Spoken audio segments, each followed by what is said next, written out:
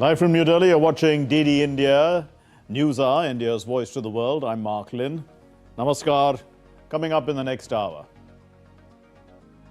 Prime Minister Narendra Modi says that India is driving 16% of world growth amid a decade of disruption, highlights the importance of India's reform express.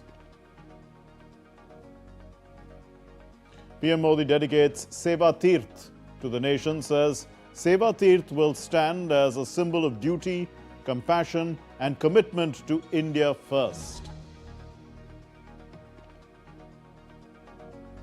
Bangladesh Nationalist Party is set to form the next government after a landslide victory in the parliamentary polls.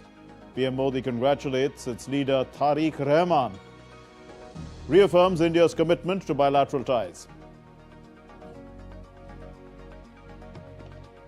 Pentagon deploys second aircraft carrier as the US-Iran tensions escalate.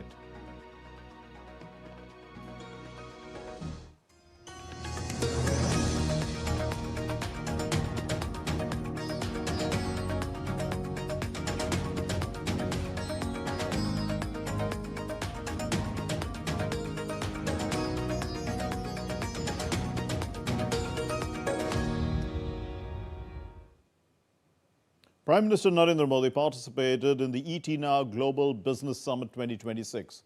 Addressing that summit, the Prime Minister said that amid numerous disruptions, this decade has been one of unprecedented development for India, marked by strong delivery and by efforts that have strengthened our democracy.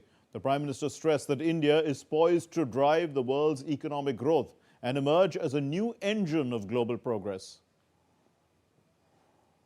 पिछला दशक शुरू हुआ था तो Bharat 11वें number की अर्थव्यवस्था था।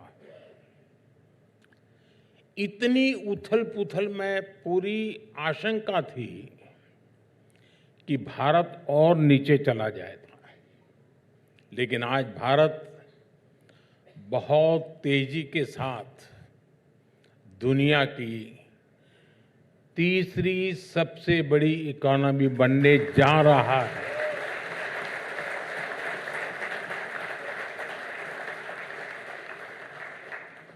और आप जिस सेंचुरी ऑफ चेंज की बात कर रहे हैं, उसका बहुत बड़ा आधार, और ये मैं बहुत जिम्मेवारी के साथ कह रहा हूं, इसका बहुत बड़ा आधार भारत ही होने जा रहा है। आज भारत दुनिया की ग्रोथ में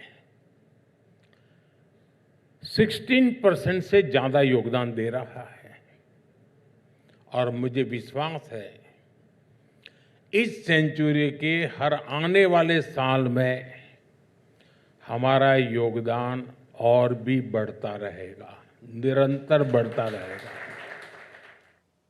Well, the Prime Minister stressed that during the pre-2014 period, reforms in India were often driven by sheer compulsion rather than proactive planning. However, today, in the decade of the 21st century, in this decade of the 21st century, India is riding as a reform express with major reforms already in place. आज 21वीं सदी के इस दशक में Bharat reform express पर सवार है और इस रिफॉर्म एक्सप्रेस की सबसे बड़ी खासियत यह है कि हम इसे कंपल्सन में नहीं बल्कि कन्विक्शन के साथ, रिफॉर्म के कमिटमेंट के साथ गति दे रहे हैं।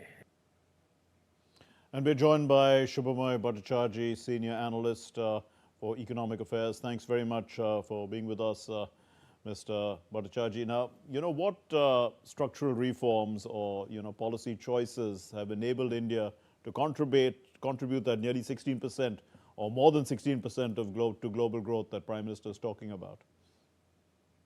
Yeah, Mark, the distinctive point that the Prime Minister made in that speech was about reform not just being a change of policies, but what he pointed out was there is policy, there's process, and then there is execution. And he said that unless these three come together, then policies don't really turn into implementable goals. And he took the example of the road sector, the railway sector, where the number of approvals have been cut down. He specifically mentioned the fact that cabinet notes, which were pretty long, took pretty long time to develop and be approved by the cabinet, all of those have been shortened.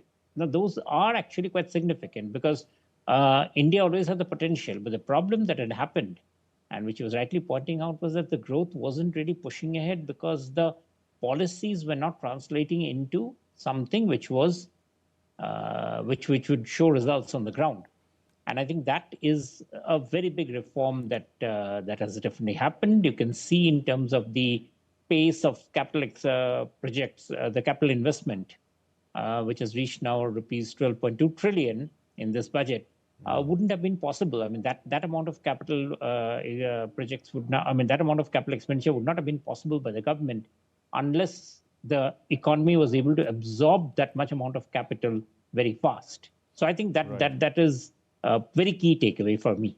Also, Mr. Bhattacharjee, the Prime Minister emphasized India's rise despite global upheavals. Now, how has India's approach to resilience differed, from the traditional one-size-fits-all models? Exactly. I mean, again, one of the things that he was talking about was that India, the Indian path, and he said Bharatiya choices, the choices that we make, each of them are significant. It is not about being led by the development model of somebody who has said, I mean, of say Europe or the Americas. It is about choosing a model of development which suits the Indian ethos best, the Indian instincts best. And that is worth saying because that's exactly what is also being necessary. For instance, there was a lot of question at one time that India was, trying to create industrial champions, sectoral champions. And there was a lot of discussions that maybe that's not the right path and we should actually let competition happen from all sides. What it has turned out now is that sectoral champions, industrial champions is something not just India now, but the entire world is now following, right from as large an economy like USA, or China, of course, but all other economies are trying to create industrial champions. Now, so that's something that that the Indian position has been upheld. That yes, it makes sense to do that sort of a plan and that sort of executional strategy. Yes, Mr. Bhattacharjee, also the Prime Minister talked about India, being the engine of world growth, and this is the century of change. He also talked about a new world order. What sort of role is India playing in shaping this evolving global economic order? Well, very majorly, I mean, two things that's coming up immediately is one, the fact that you are finding that in AI, the government is actually pushing a lot in terms of, achieving what is called the application AI stage, which is the fifth stage, not the foundational AI, but the application AI. And that is a very, very major strategic intent, which India is making clear that where it will be on the AI race. India AI Summit is coming up next week, and this is something that's going to be heard very carefully. In fact, he also talked about, in his closing remarks, about the role of AI and how disruptive it would be. And I think that is something that is very well taken. Also, the role of renewable energy, the amount of stuff that India is now pushing on renewable energy. Already Niti Aayog has come up with a net zero, the detailed roadmap of what Indian investments and strategies would be from here on till 2050.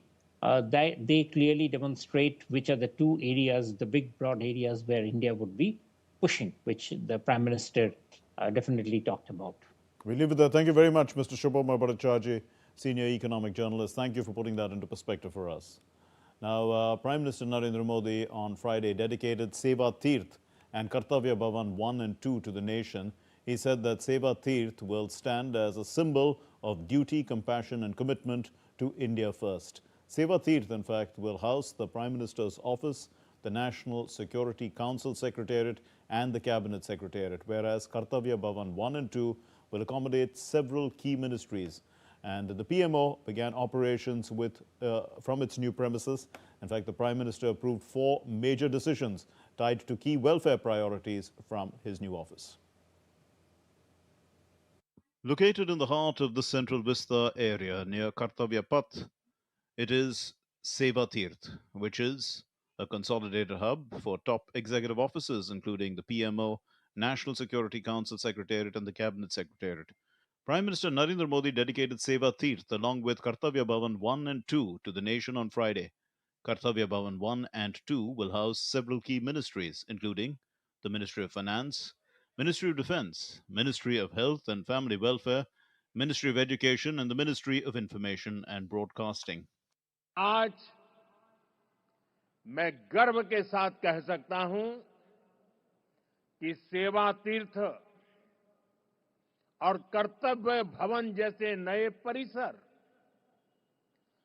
Bharat की जनता की आकांक्षाओं को पूरा करने के लिए बने हैं। यहां से जो फैसले होंगे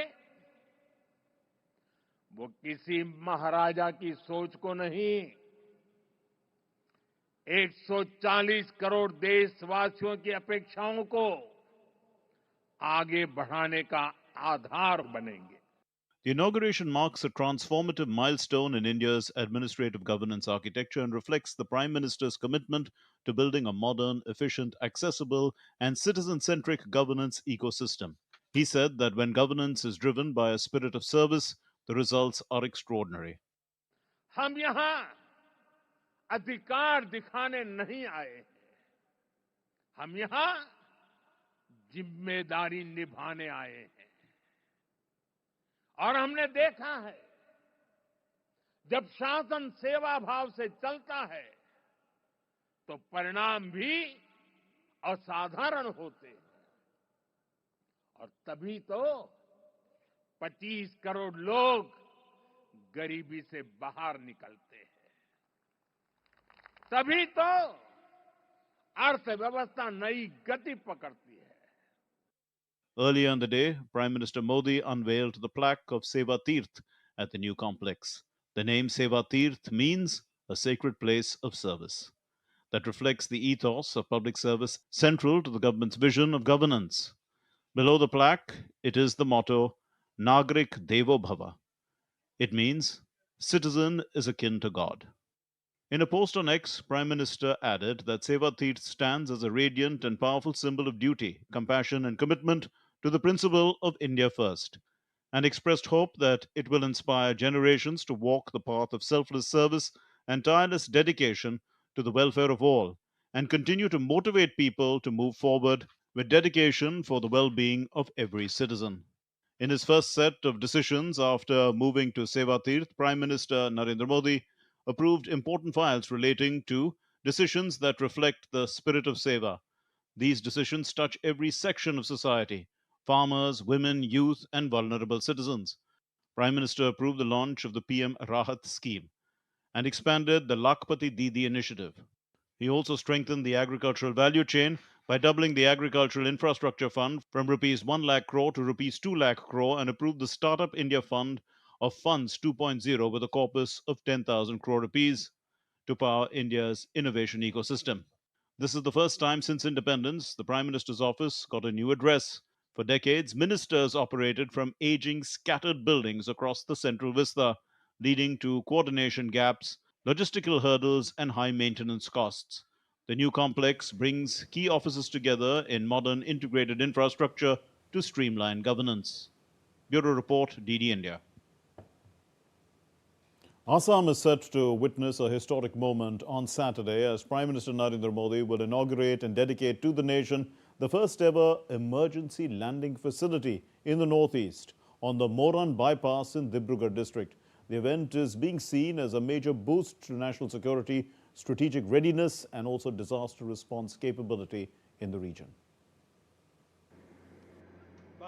On 14th February 2026, the state of Assam will witness the inauguration of a landmark strategic asset, the Emergency Landing Facility or ELF on the Moran bypass in Dibrugarh.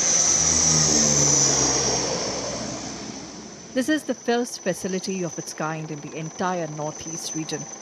The ELF converts an identified stretch of national highway into an alternative runway during contingencies capable of handling emergency landing and takeoff operations of fighter aircraft, heavy transport planes, and helicopters.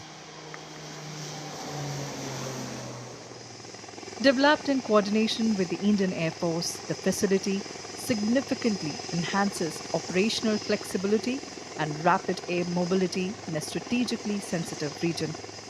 During the inauguration, Prime Minister Narendra Modi will witness an aerial display featuring Rafale and Sukhoi 30 MKI fighter jets, C-130 Super Hercules transport aircraft, and advanced light helicopters, a live demonstration of India's air power and rapid deployment capability.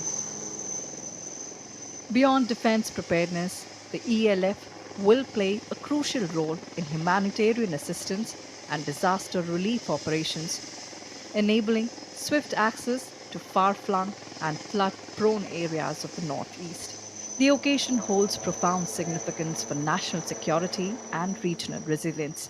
The inauguration will be witnessed not just by the Prime Minister, but also the Governor and Chief Minister of Assam, along with senior civil and military dignitaries, underlining the strategic importance of the project. Following the ELF event, Prime Minister Narendra Modi will also inaugurate and flag off development projects worth over 5,450 crore rupees at Lachit Ghat in Guwahati, reinforcing the center's focus on connectivity and growth in the region. From strategic air capability to rapid disaster response and large-scale development, Prime Minister's visit is set to deliver a powerful message of preparedness and progress from the Northeast. Akshay Dongre's report from Dibrugarh, DD India. The three-day, 60-second Munich security conference kicked off on Friday at the Hof Hotel in Munich. And it brings together government and business leaders amid intensifying global security challenges. More than 1,000 participants from over 115 countries are attending this year's gathering. Ahead of the conference, the Munich Security Report of 2026 was also released, describing a world entering what it calls the era of wrecking ball politics. The NATO Secretary General Mark Rutte, the German Chancellor Friedrich Merz, and the California Governor Gavin Newsom were among the leaders who arrived for the security conference. The U.S. Secretary of State Marco Rubio met the Chinese Foreign Minister Wang Yi on the sidelines of the Munich Security Conference and is expected to meet the German Chancellor Friedrich Merz, the Ukrainian President Zelensky, and the Syrian Foreign Minister al-Shaibani. The Danish Prime Minister Mette Frederiksen is also expected to hold talks with Rubio, including discussions on Greenland. She emphasized that Europe must take responsibility for safeguarding its own continent. I will be repeating what I always discuss with them, that it's now time for Europe to do what is necessary for us to protect our own continent, but also to win. The world order that has been built up since the Second World War, which has been incredibly good also for a small country like Denmark, that's gone now. The NATO Secretary General Mark Rutte said on Friday that the NATO alliance will become more European-led, with a continuing strong presence of the United States as European allies significantly increase military spending. We have all the plans in place, as you know, to make sure over the coming years, with the huge investments now taking place, as I said, the Germans doubling their defense spending, the new Dutch government committing to reach as fast as possible the 5%, including the 3.5% core defense spending. What is happening in Poland? Well, I could mention all the allies. Canada back, really stepping up. So we'll, over the coming years, get more and more, we will more and more see a NATO, more European-led, but at the same time, the US absolutely anchored in the organization. The next round of peace talks between Russia, Ukraine, and the United States will take place in Geneva on February 17 and 18. Kremlin spokesperson Dmitry Peskov confirmed that preparations are underway. The Russian delegation will be headed by the Kremlin aide Vladimir Medinsky. The US President Donald Trump is pushing for a deal, but sharp differences remain over territory and security guarantees. The Ukrainian President Volodymyr Zelensky says Kiev is ready to attend.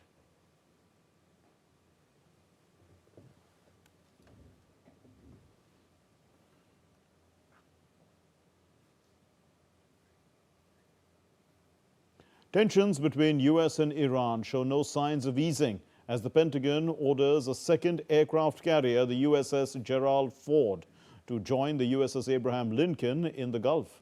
President Trump warned Tehran Thursday of very traumatic consequences if a nuclear deal is not reached. Meanwhile, Iran has announced a probe into deadly anti-government protests, as well as they've released 2 senior reformists on bail.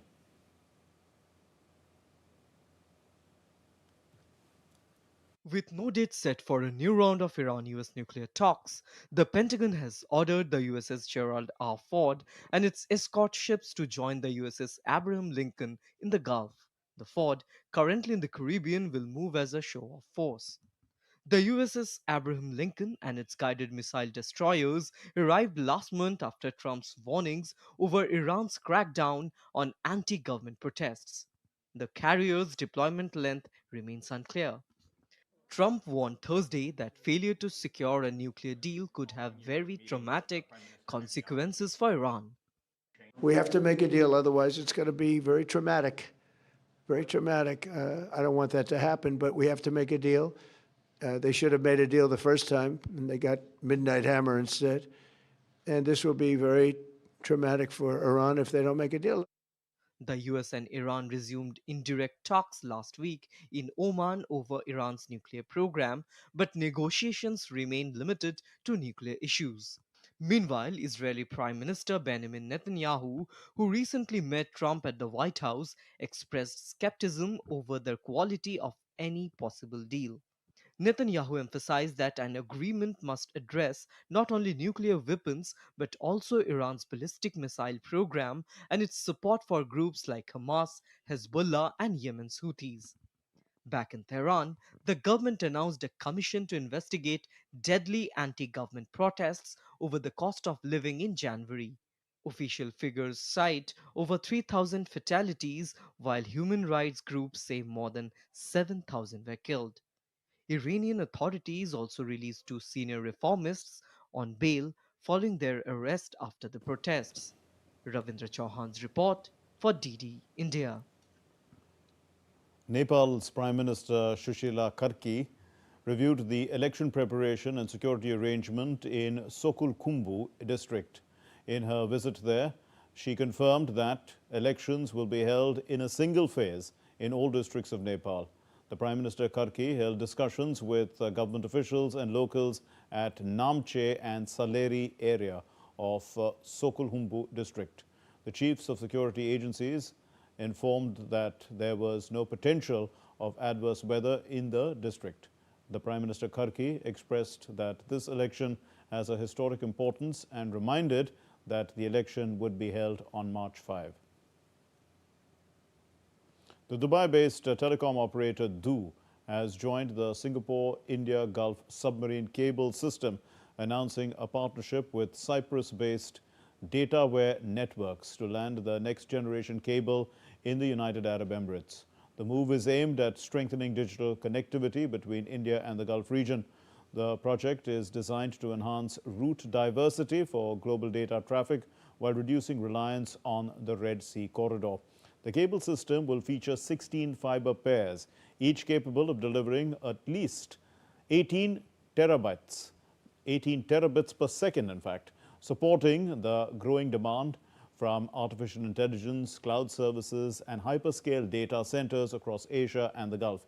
The cable system offers Indian enterprises and cloud providers a more resilient alternative for connectivity to Southeast Asian and Gulf markets, reducing exposure to geopolitical risks and physical damage in the traditional route. What's still to come here on DD India News Hour? We're going to analyze the Bangladesh election results from a Bangladeshi, Indian, and regional point of view.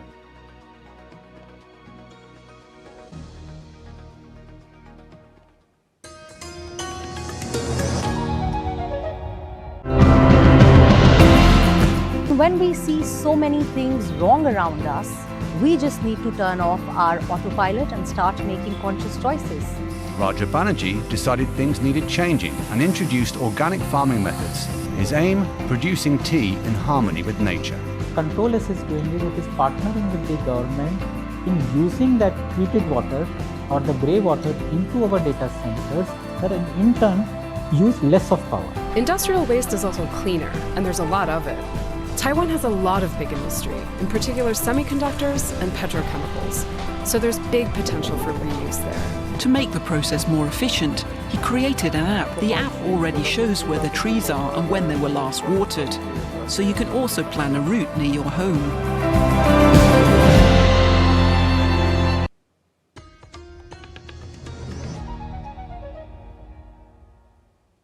You're watching DD India News Hour. I'm Mark Lynn.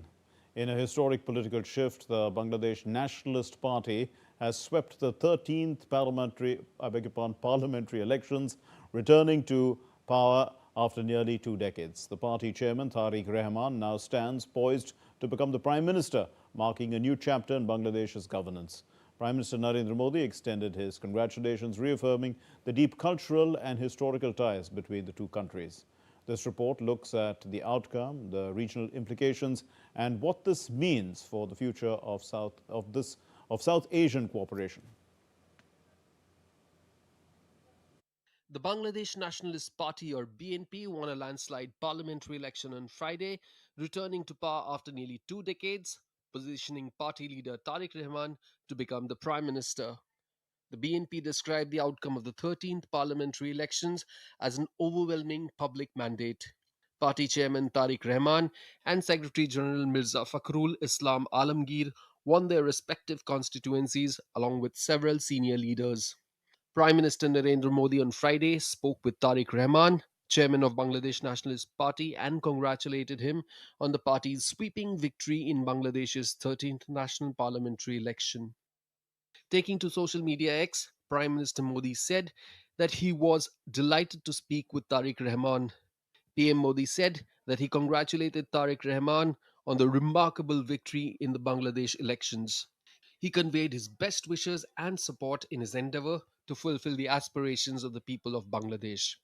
As two close neighbors with deep-rooted historical and cultural ties, Prime Minister Modi also reaffirmed India's continued commitment to the peace, progress, and prosperity of citizens of both countries. India and Bangladesh, as neighboring countries, are bound by shared historical, geographical, cultural, linguistic, and social bonds. The bilateral relations are further strengthened by multifaceted cooperation in various fields. Bangladesh is an important partner and gateway to a prosperous Northeast India. The twin votes electing representatives in 299 constituencies and deciding on constitutional reforms were held peacefully. Analysts say the results reflected strong public support for pluralistic and moderate governance. Women voters, who made up more than half of the electorate, turned out in large numbers, responding positively to the BNP's messaging on women's empowerment and global aspirations. Let's see the outcome of Bangladesh Nationalist Party in past few elections. In 2001, BNP-led four-party alliance achieved landslide victory. In 2008, it suffered a major defeat, winning only 30 seats. In 2014, BNP boycotted elections, demanded neutral caretaker government, and cited lack of fairness. In 2018, it participated but alleged widespread irregularities, vote rigging, violence, and manipulation by ruling party and state machinery. Many former Awami League voters shifted their allegiances. Pre election surveys indicated that approximately 48.2% of previous Awami League voters intended to vote for the Bangladesh Nationalist Party, while roughly 29.9% favored Jamaat e Islami. The BNP also projected a youthful and modern outlook during the campaign, with Tarique Rahman and his team emphasizing forward looking policies and law and order reforms. Bureau Report, DD India. And Dr. Smriti S. Patnaik, research fellow at IDSA, joins us with more on this story. Dr. Patnaik, how will Tarique Rahman's leadership reshape Bangladesh's domestic governance after nearly 2 decades in the opposition? He just, after 17 years of exile in London, he has returned to Bangladesh. In fact, after he returned to Bangladesh, he infused a kind of, enthusiasm within the party cadres. It appears that, he has been in politics before. He was managing the party affairs for a long time. Therefore, in that sense, he's not new to Bangladesh. But the fact that he stayed in 17 years in London, to me, it appears that he definitely must have imbibed certain liberal values, which he must have seen in UK. And moreover, 17 years not, being in politics, at least not his party not being in power. I think he's going to bring in both the experience of 2001 to 2006, the politics, and also I think the fact that there was an youth uprising is definitely going to guide him, as far as Bangladesh's social and political problem goes on. Currently in his hand, he has three significant things to do. One is the economic, to look at, the economic development of the country, to bring it back, because the Bangladesh's export has come down in the past few months. It is also providing employment for the youth, which played a significant role in this uprising. And lastly, I would say that he will look towards, resetting the foreign policy.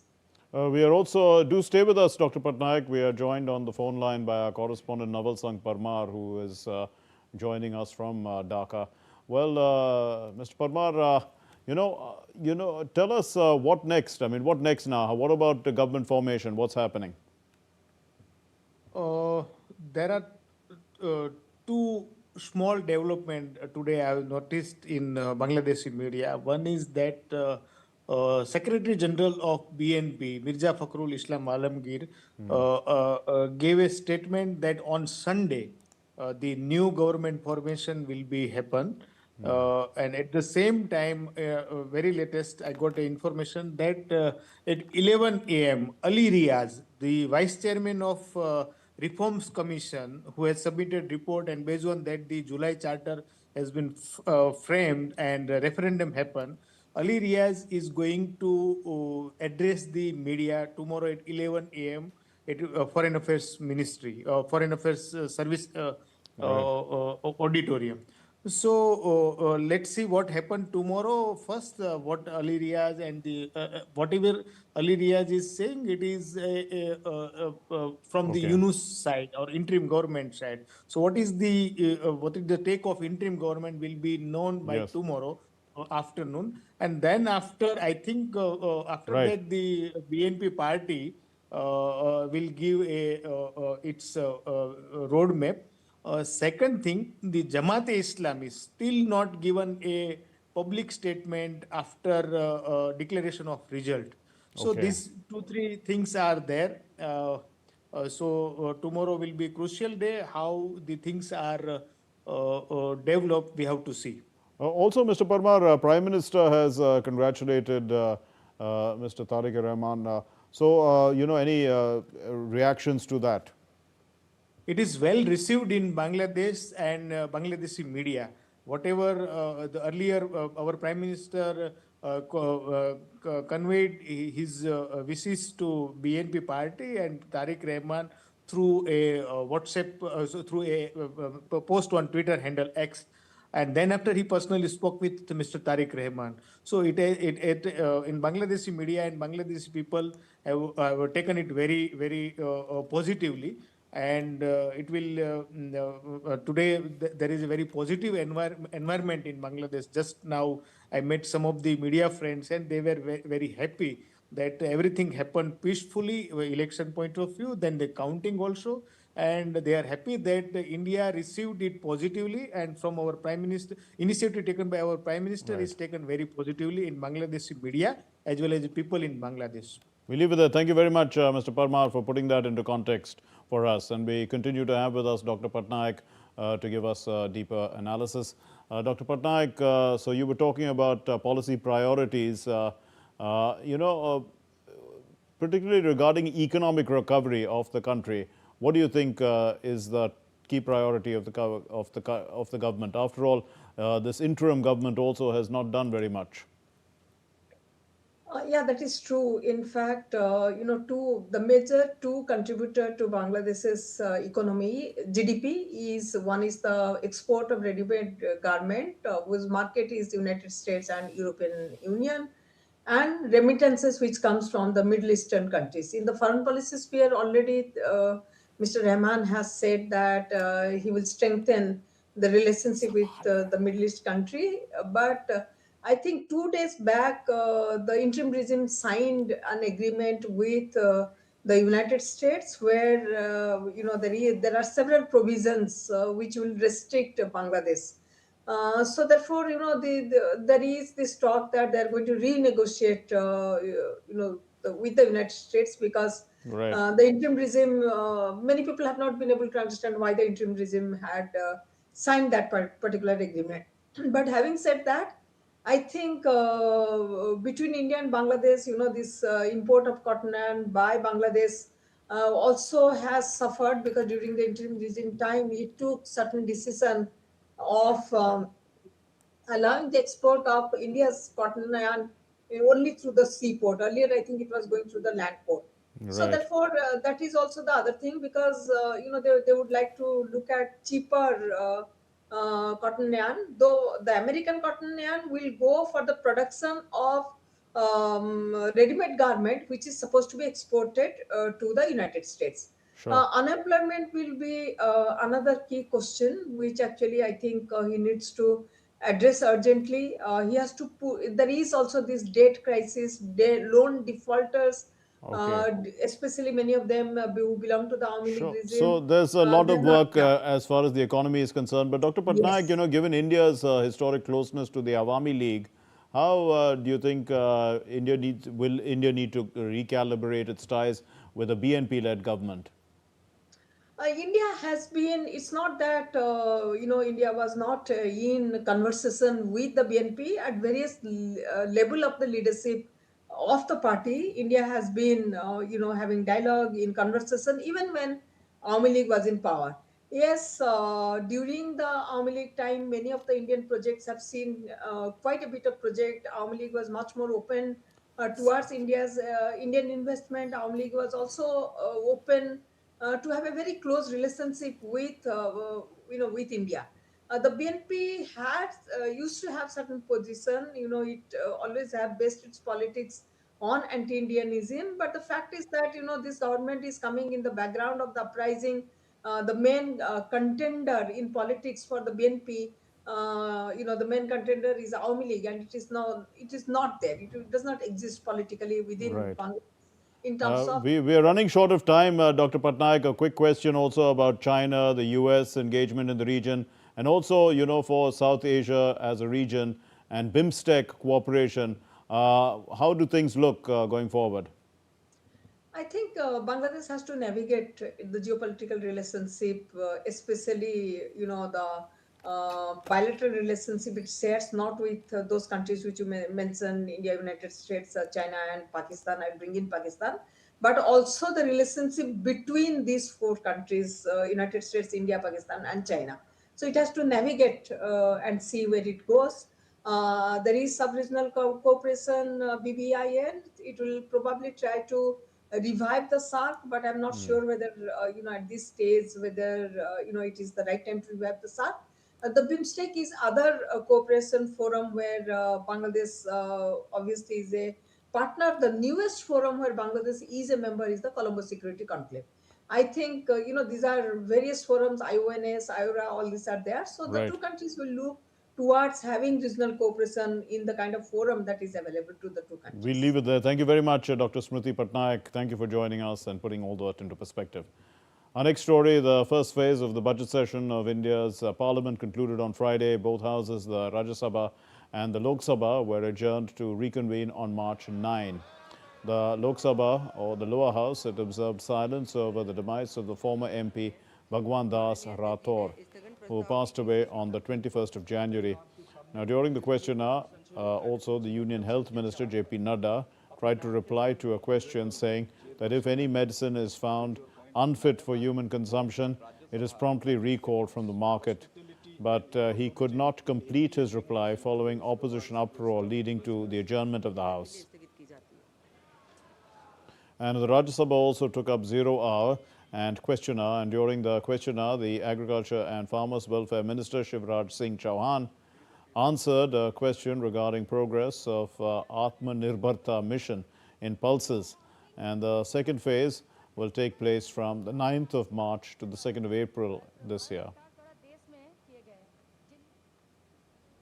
Well, still to come here on DD India News Hour. PM Surya Ghar Muft Bijli Yojana marks 2 years as a clean energy game changer.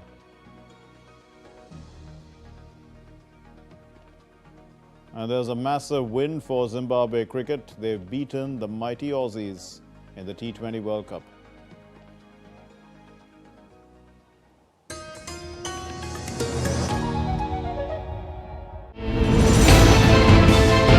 Geopolitics and trade deals. Economic challenges amid development. Hard work and the path to prosperity. It's the economy always.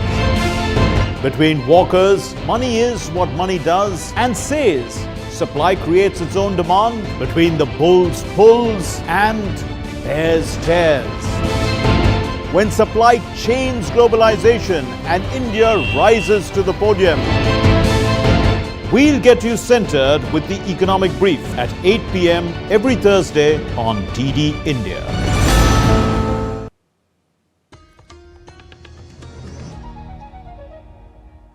You're watching DD India News Hour. I'm Mark Lynn. The Prime Minister Surya Ghar Muft Bijli Yojana is fast emerging as a game changer in India's clean energy push. It was launched by the Prime Minister in February of 2024, and it has completed 2 years. And this initiative is not only reducing electricity bills for families, it's also accelerating India's transition towards sustainable and climate-friendly energy. Here's Tapas Bhattacharya's report.